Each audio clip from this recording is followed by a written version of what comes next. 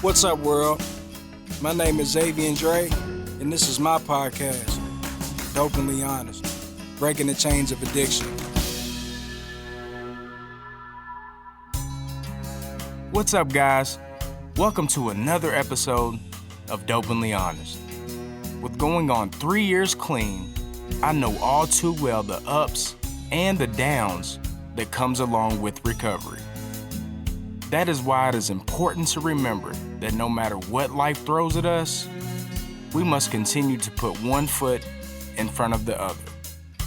And as always, the main message is just for today. So let's not waste no time. Let's get straight to it.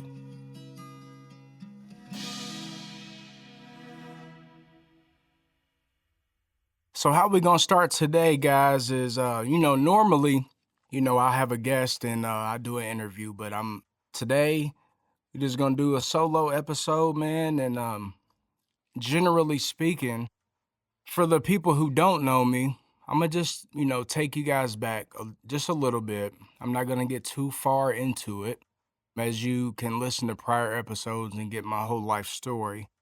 But just in a general sense, man, my name is Zavian. I am an addict. My sobriety date is November the 26th of 2023, and for that day, I'm truly grateful. So I was brought up in a small town called Eminence, Kentucky, man, and, I started recreationally using. Just so happened I have an addictive personality, so what can be recreational use for some people turned into 10 plus years of hell with the disease that we know as addiction. I don't really consider myself an alcoholic in a general sense, but with that being said, I feel like alcoholism and addiction go hand in hand. What I mean when I say that is, with the alcohol, even now, to me, if I have one drink, I'm not going to have one drink. I'm going to have many drinks. So I feel like alcoholism is more than it's not the alcohol itself. The alcoholism is the disease as well. It's in our brain, man. It's how our brain works. And it goes hand in hand with addiction, just like, what I just said. If I have one drink, I will have many. If I have one joint, I will have many. And it will lead me back to what I really want to do. So just like I was just saying, in the beginning, it was recreational, and it, with my addictive personality, it led to over 10 plus years of me getting high, going to jail, going to rehabs, overdosing, the typical stuff that we endure when we're out there in the streets and we're out there in addiction, man. So that's just a general take of me and how I'm back to this point right now. So what I want to do, I want to start off with the Just for Today meditation. And this is for June 28th, 2026. It's called Group Conscious, page 186. Working with others is only the beginning of service work. Basic text, page 59. Service work calls for a selfless devotion to carrying the message to the still suffering addict. Let me say that again. Service work calls for a selfless devotion to carrying the message to the still suffering addict. Before I keep going in this meditation, I want to reflect on that and carrying the message to the still suffering addict, because this is why I started. This is why I started this podcast. Me and my family, the production team, Russ, Angie, Yeva, this is why we started this, because this is, I'm not caught up in how many views, how many likes. That shit's important, but the main thing is reaching out and helping the still suffering addict. Cause I got friends out there right now that's still getting high, man. I got a buddy of mine, man, that I'm not gonna say names. I'm not gonna do that out of anonymity, but I got people that I know that had just went back out, man, and it gets me emotional. I'm getting goosebumps now, like my heart is really in this shit. Like, in order, I live for God, I live for my family, I live for myself today, and I live for the still suffering addict. When I say this shit is important to me, that is an understatement. The still suffering addict, man, that's what this shit is about. But let me keep going. But our attitude of service cannot stop there. Service also requires that we look at ourselves and our motives. See, I got to do that every day. When I wake up, I got to check where I'm at. I got to check my motives, man. If I fuck up, I got to look at it. Like, for example, this weekend, man, even this weekend, I've been on edge. Like, I've been borderline angry. I've been on edge. But if I have an episode, I make sure that I take a look at it, take a look at my part in it, and apologize. Because even in sobriety, man, like, I might be clean, but I'm far from healed. I've said that before. So it goes on to say our efforts at service makes us highly visible to the fellowship. In NA, it is easy to become a big fish in a little pond. Our controlling attitude can easily drive away the newcomer. Now, when it's talking about a controlling attitude, let me go off that real quick. Because sometimes I like to think that I can mix, manage, and control every single thing, but that's not reality, right? So when I feel like that, like, for example, if there's something that somebody's doing that I don't like, that's pissing me off, or if there's something that happens that I don't like, a certain situation that I feel like should have happened a different way, or I feel like this person or that person should act and say this because that's what I would do in that situation, this is what I have to say. I have to say the serenity prayer, and it goes, God, grant me the serenity to accept the things that I cannot change. Those things are other people and things. Grant me the courage to change the things that I can, which is me and how I react to those people and things, and the wisdom to know the difference just for today. And it goes on to say, group conscious is one of the most important principles in service. It is vital to remember that the group conscious is what counts, not just our individual beliefs and desires. We lend our thoughts and beliefs to the development of a group conscious. Then, when that conscious arises, we accept its guidance. The key is working with others, not against them. If we remember that we strive together to develop a collective conscience, we will see that all sides have equal merit. When all the discussions are over, all sides will come back together to carry a unified message. Unified. What does that mean to me in recovery? When unified means in these groups, in these meetings, this ain't a me program. This is a we program. We do this. We recover together. Because let me tell you something. When you think that you've got to the end of your road and you can beat it by yourself, well, you got life fucked up, buddy. Because let me tell you, there's been so many times where I thought that I could stop getting high. Man, I can do this shit. Pride. No, you can't. You need God. You need a higher power. Whomever yours is, I choose to call mine God, Jesus Christ, the Holy Trinity. That's me. But you need a higher power. And you need some type of program, some type of program to action. NA, AA, Celebrate Recovery, church. I know people that's just gotten clean. They didn't need no 12-step program. All they needed was church. For me, it's a combination. I know I need Christ and I know I need NA. And that's me personally. So unified means us. We cannot do it alone. And this meditation goes on to say, in closing, it is often tempting to think that we know what is best for the group. If we remember that it doesn't matter if we get our way, then it is easier to allow service to be the vehicle it is intended to be, a way to carry the message to the addict who still suffers. Just for today, I will take part in the development of group conscience. I will remember that the world won't end just because I don't get my way. I will think about our primary purpose in all my service efforts. I will reach out to a newcomer. Oh, man, that's powerful, man. I want to go back to the reason why I started. And I want to talk about, for whatever reason, now I still have my clean date. But I know some people around me, and I know people every day are losing their clean date. For lack of a better word, relapse. They have relapse. So, a lot of people think that when they relapse, it's the end of the world. Well, fuck it, I might as well keep going. Now, I was one of the fortunate ones, and when the last few times I relapsed, I caught it right then and there. I didn't keep going. Now, that's not every relapse. In the beginning, I would, when I relapsed, I would keep going, but I learned to put my pride to the side. The last time that I went out was my last time going out, and you want to know why? Because I didn't give a fuck about what nobody thought about me getting high and relapsing and messing up. Because what a lot of people's problem is they're scared for people to find out.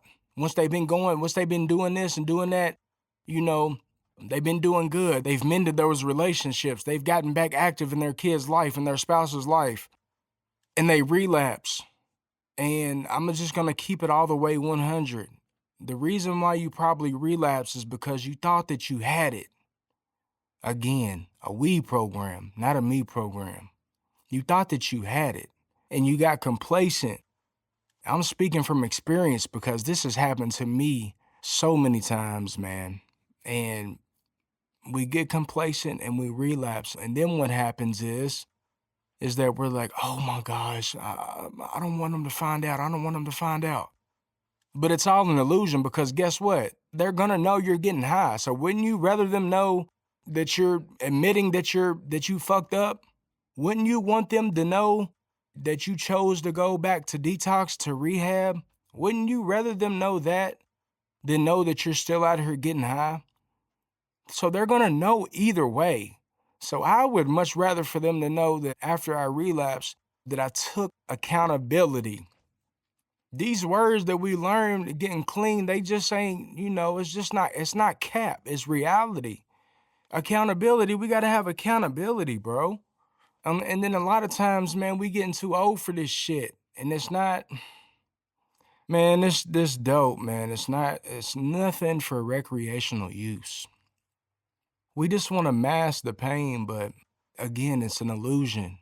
Because once we mask that pain, once we put that needle in our arm, once we tilt that bottle back, once we do that line, the pain, it subsides for a short period of time. But guess what? When you come down, now the pain is twice as more. And then it's a vicious cycle. And then you got to look that beast right in the eye again. And this becomes a day by day by day by day, day in and day out process. And if you can't see that that is just a terrible way to live, then that means you've got comfortable with it. And then that's a different problem in itself. The message that I'm trying to put out is that the recovery thing, I think what a lot of people's problem is, and speaking again, I'm not coming from a judgmental place because everything I talk about is because I've lived it. I think what a lot of people think that, oh man, that's corny. Y'all got to go to them meetings and y'all got to do this and you got to go in there and get vulnerable and talk about this and talk about that. Ain't no way these people are in here have been clean for this amount of years and all the cliche sayings and shit. And you know what? I'd rather be a cornball than be out here putting a needle in my arm today. I would. Or to be in somebody's county jail where you can't even fucking eat what you want to. You got to wake up when they want you to. You got to eat when they want you to. You got a fucking 10 channels you can watch on the TV. 9 times out of 10, and you're going to get in a fight because you don't like what that person's watching. You're going to be so on edge in that jail cell that the slightest thing is going to piss you off. And then you sitting back, laying back on your bunk, looking at the top, looking at the ceiling. How the fuck did I get here? And so when that dope leads you to jail, guess what? You're going to become a better person or you're going to become a better criminal. Let me say that again. When you go to jail, you will either become a better person or a better criminal. So the choice is yours. I know me, in the beginning, my first couple times, I thought that shit was fun. I thought it was a vacation. A vacation from what? But the more and more times that I continue to go to jail, I'm like, man, there's no way. And then in there, you really gonna find out who was there for you. And it's not gonna be your buddy that you was just getting high with on the street. It's gonna be your mom, man. your dad. It's going to be the ones who care for you. It was a wake-up call for me. I posted a few mugshots to the Facebook page. As I was looking at those mugshots, man, I didn't realize how many times I had gotten locked up. It was pushing 30 different times that I've been incarcerated by the use of drugs and alcohol, man. So like I said, man, the choice is yours. We know now, today, what's out there. We know it's the fentanyl. We know it's the carfentanil. We know it's the xylazine. We know that the shit out there is not, it's not even drugs anymore. It's poison, literally. So that goes to show you the insanity that we go. We become insane after so long of doing the same thing, playing Russian roulette. Man, we become insane, man, because when you loading that syringe with something that you know somebody just died off this shit and you want to do it because you like, man, that's got to be good. Now, you know you've become insane. So the message, man, that's the thing. The message is to carry the message to the still suffering addict. If you're a newcomer, if you're just getting clean, or if you're just getting out of jail or rehab, you got to lock in, buddy. This is going to be the hardest thing that you will ever have to do in life. Getting clean, that's the easy part. That might even blow your mind, but getting clean is the easy part. Staying clean, however, is the difficult part because you got to put the work in. You got to actually put the fucking work in, man. A sobriety date is not going to be just handed out like candy on Halloween, buddy. You got to go fucking grab that shit and you got to hold on to it like it's the very last thing that you will ever hold on to in life. And you cannot let nobody take that shit away from you. When I got clean, I made a promise to myself. I said, I will never lose this date ever again because I've lost too many. I've gotten too many clean dates and I've lost too many clean dates. And this one, I'm going to hold on to like it's the last thing that I will ever hold on to. So like I said, man, I want to revisit this. If you've just relapsed, it's not the end of the world, man. You got to put your pride to the side. You can't care what nobody thinks. You got to just go back to treatment. And you really got to lock in. You got to go to meetings, man. You got to get you a sponsor, man. You got to go to work. You got to come home. You got to cook dinner. You got to do the same shit day in and day out. Even if you think this shit's boring, guess what? I'd rather live like that, live a cornball life, than to be out here on dope. I need me today. My family needs me today. My fucking kids need me today. So guess what? I'm going to do whatever the fuck I got to do in order for those things to stay true, to stay a reality. I'm going to keep getting up. I'm going to keep lacing my damn boots up day in and day out, putting one foot in front of the other. And you're going to have life on life's terms. You're going to have curveballs, man. You're going to have speed bumps. And sometimes I let those speed bumps, man, take me to like I said, I'm not perfect. Sometimes those speed bumps really fuck me up. I might even get a flat tire, so to speak. But I'm going to go to the car shop, man. I'm going to go to the tire shop. I'm going to give me a new tire. I'm going to use the tools that I have been given in order to stay clean. So if you want my suggestions to somebody who's just getting clean or to somebody who's still out there getting high, for number one, this don't have to continue to be a reality for you. But only you hold the key, man. Only you have the power to change your situation. If you're getting clean, you got to lock in. I would suggest to find you a home group in NAAA, Celebrate Recovery, or get involved in church.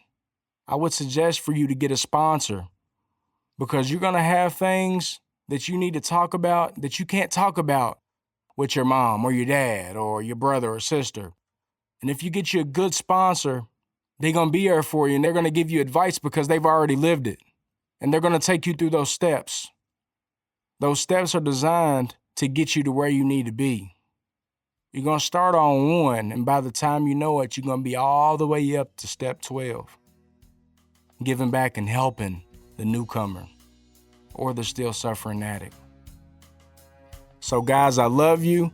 And remember to continue to like, share, and subscribe, and keep coming back for more recovery-related content. Take it one day at a time, and as always, peace. I love y'all. Thank you for listening to this episode of Dopenly Honest. I know all too well that recovery is an uphill battle, but there is hope. For resources, find your local NA, AA, or CR meeting. I can't stress enough how crucial meetings are to my personal recovery. If you enjoyed this content, please like, share, and meet us back right here for more episodes of Dopenly Honest. And remember, you are not alone. One day at a time, we do recover.